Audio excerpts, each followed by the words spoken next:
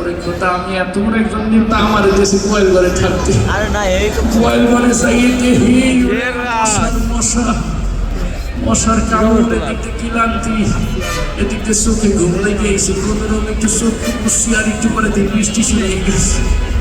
আমি বললাম কি রে এই শীতকালে আবার বৃষ্টি নামে কমাইতে উপরে চাইতে বৃষ্টি না গরুতে এসে মূত্র বিসর্জন করছে আছে। একে তো মরা তার উপর খাড়ার গাও একটু পরে আবার ওই বাড়ি পাশে ডাহাইতে ওই মহিলার রান্তাও ধরে কয়েক যে মাতারি যা আছে সব দিয়ে দেন এলে কোপ দিয়ে কাল্লা ফাটাই দেব। বদমাস মাতারি কয় কি যে মিয়া ভাই আমার দ্বারে কিছু নাই, আমার স্বামী একজন নেশাখোর, টাকা পয়সা তেমন কিছু নাই, ওই দেন নেশা কই দিয়ে 10,000 টাকা নিয়ে মোবাইল বাড়ি শুয়ে রয়েছে ওর কাছে, তার ওর কাছে আছে।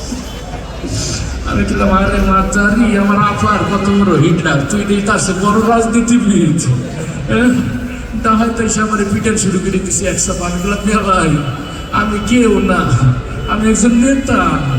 ডাকাত কয় কি গাঞ্জা গুঞ্জা খাইলে সবাই নিজের নেতা মনে করবে। আমার কোনো কথা বিশ্বাস করলো না। ডাহাইতের কত পাউজারে ধরলাম। ওদিকটাই মহিলা কয় কেটে কেটে বা চা চাই দিয়ে দাও, যান বাঁচানো ফরজ, টাকা পয়সা পরেও বাবা, এখন পকেটে যা আছে দিয়ে দাও। আমি কই আরে মা তুই আমার কি বললি?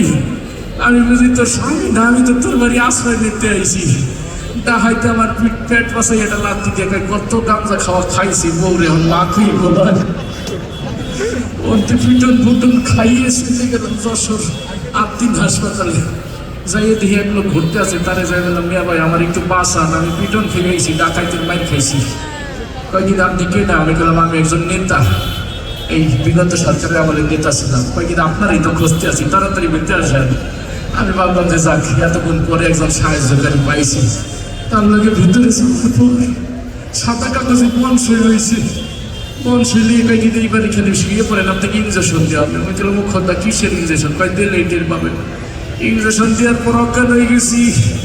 জ্ঞান ফিরে দেখি আমার এক চোখে ঘোলা দেখি আর এক চোখে দেখি নেই। আমি বললাম মুখ্যতা শক্তি হইলে আমার এদিক দিয়ে পাশে এসে নাচ কয় কংগ্রেচুলেশন, অপারেশন সাকসেসফুল। আমি কখনো কিসের অপারেশন? আমার তো কিছু হয় নাই।